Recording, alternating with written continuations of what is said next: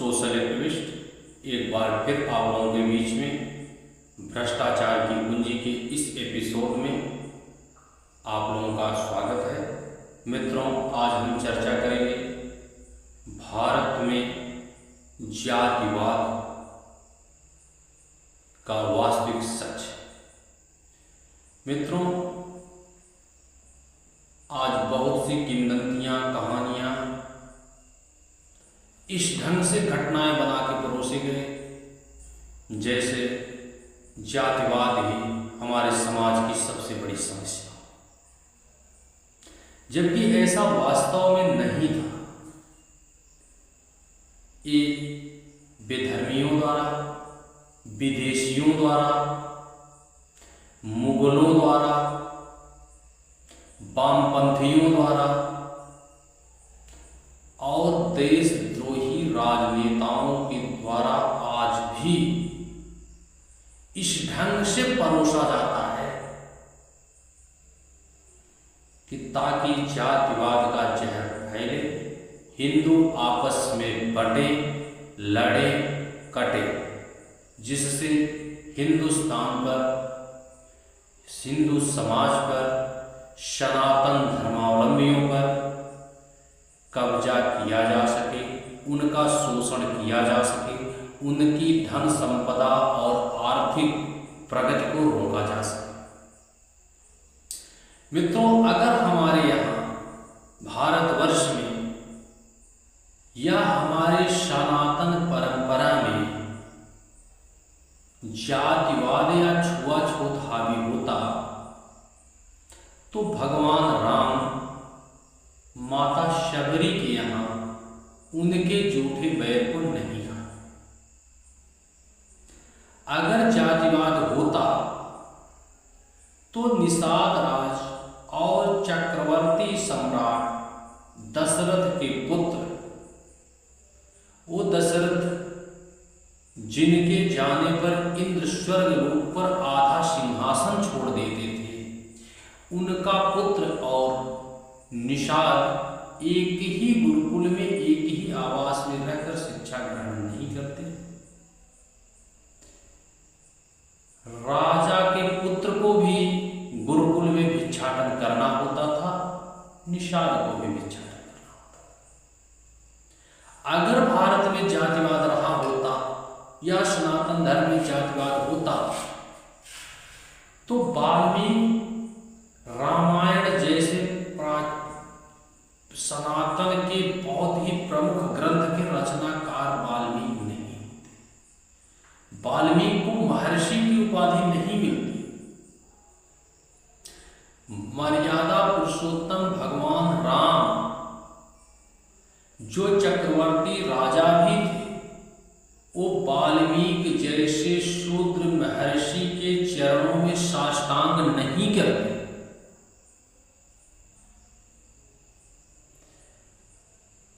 और अगर जातिवाद रही होती तो यदुवंशी राजा वासुदेव के पुत्र गोकुल में ग्वालों के साथ रहे और स्वयं को ग्वाला कहने में आज तक लोग अनुभव करते हैं। भगवान कृष्ण स्वयं अपने आप को ग्वाला ही समझते। वे राजा होने के बाद ग्वाल कहने में तो संकोच कर सकते थे, लेकिन ऐसी व्यवस्था हमारे यहाँ नहीं थी। हमारे यहाँ जो व्यवस्थाएं थी, व्यवसाय व्यवस्था थी, वर्ण व्यवस्था थी। वर्ण व्यवस्था के भगवान श्री कृष्ण ने भी कहा है, चतुष्वर्णे मम विभाजे गुण कर्म च धर्मस्य, अर्थात गुण, कर्म और कर्म के आधार पर 4 वर्णों का विभाजन हुआ था, जातियों का विभाजन नहीं हुआ था।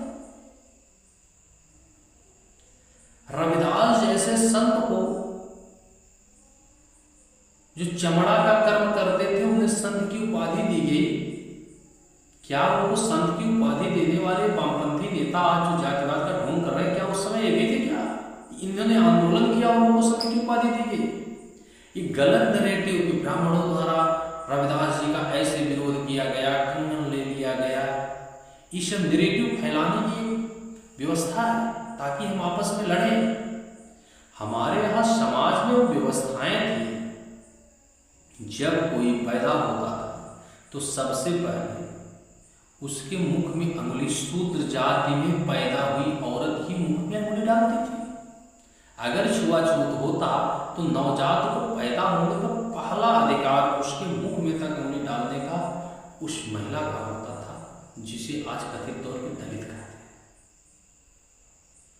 शादी विवाह कोई कर्म ऐसा नहीं था कि सभी जाति या व्यवसाय के लोगों को बिना मिले हो।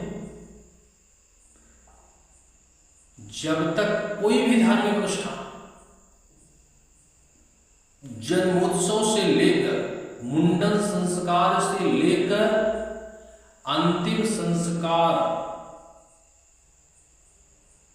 पिंडदान तक, जब तक नाव छोरा नहीं फेरता, अनुमति नहीं देता, तब तक पंडित जी भी पिंडदान संपन्न नहीं करा पाते, शुद्धक संपन्न नहीं होता है। ये खूबसूरती हमारी व्यवस्था की थी। शादी विवाह या किसी धार्मिक अनुष्ठान में हर वर्ग का शादी ही हो, जब तक बढ़ई पीढ़ा नहीं देगा तब तक शादी नहीं हो सकती।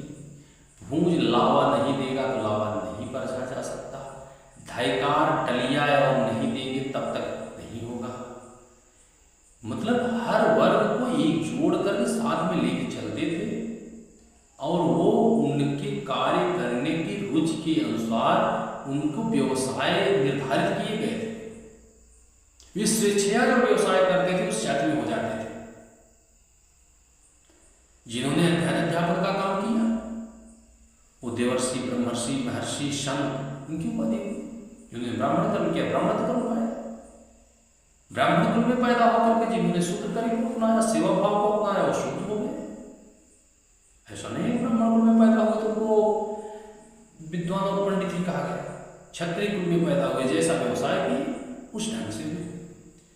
हमारे यहाँ हमारे व्यवसायों को कब्जा करने के लिए, हमको जातियों में लड़ाने के लिए ये मुगल, फिर वामपंथ अंग्रेज, फिर वामपंथी विचारधारा के लोग खड़े हुए।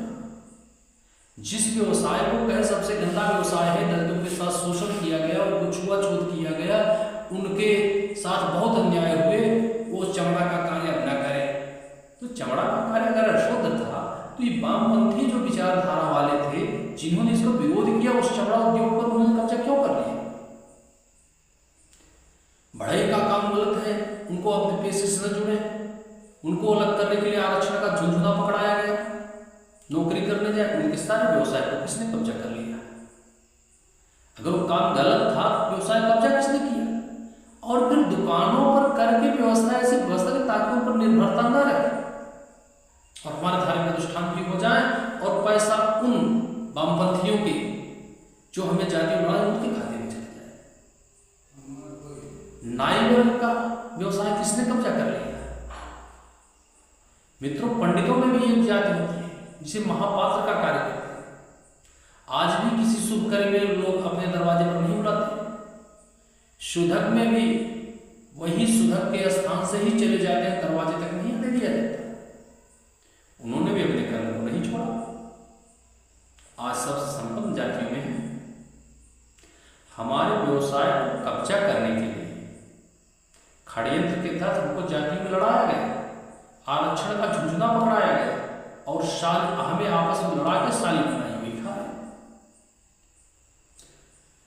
अभी 9000 जातियां मुस्लिम में हैं।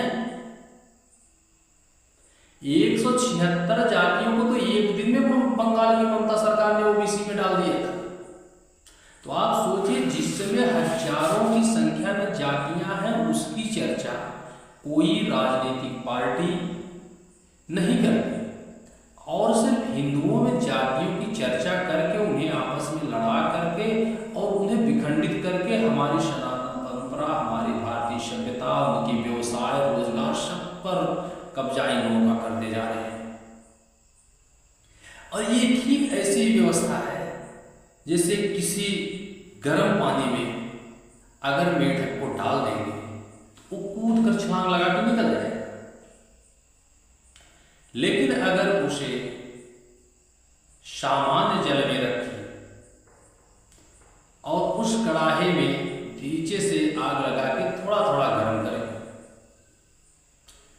तो वो मेढक उसी में रहेगा, वो निकलेगा नहीं। अगर 10 डिग्री, 20 डिग्री, 40 डिग्री, 50 डिग्री ऐसे तापमान धीरे धीरे बढ़ रहा है उस डीप का, और उस पानी में मेढक अपने आप को एडजस्ट करते चला जाता है, और जब 60, 70, 80 डिग्री तक टेम्परेचर पहुंच जाता है,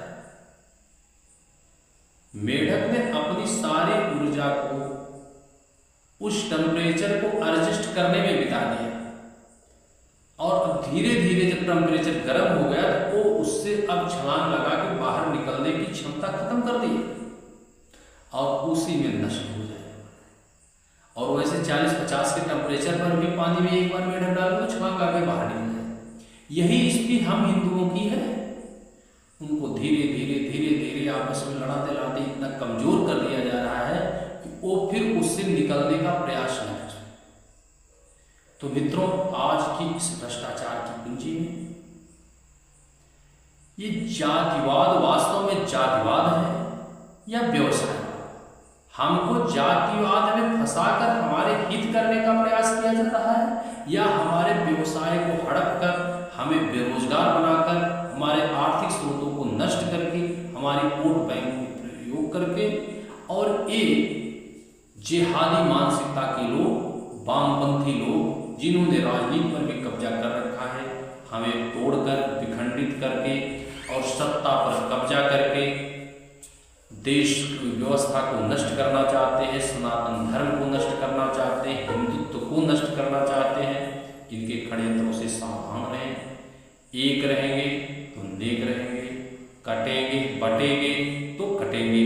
आज आप देख लीजिए, बांग्लादेश, अफगानिस्तान, पाकिस्तान इसके उदाहरण हैं। आप चारों तरफ जिहादियों से घिर चुके हैं, और आपके अंदर भी वे इस व्यवस्था में है कि आप आपस में लड़कर कटकर कमजोर हो जाइए, फिर वो आप पर आक्रमण कर देंगे, फिर आप सिर्फ काफिर होंगे। तब ठाकुर, ब्राह्मण, क्षत्रिय, बनिया, लाला, वैश्य, चमार, लोहार, नाव, धोबी, कुहार, दुनिया, गुर्जर, जाट, कुणबी, ये सब कुछ भी नहीं होंगे। उनके लिए सिर्फ और सिर्फ आप काफिर होंगे। इसलिए आज की भ्रष्टाचार की कुंजी में इतना ही। अगले एपिसोड में मैं अधिकारियों द्वारा किए गए भ्रष्टाचार के साक्ष्य के साथ आपके सामने फिर आऊँगा। तब तक के लिए हमें विदा दीजिए। आशा करते हैं तक आप स्वस्थ रहेंगे, मस्त रहेंगे। जय श्री राम, जय हिंद, जय भारत।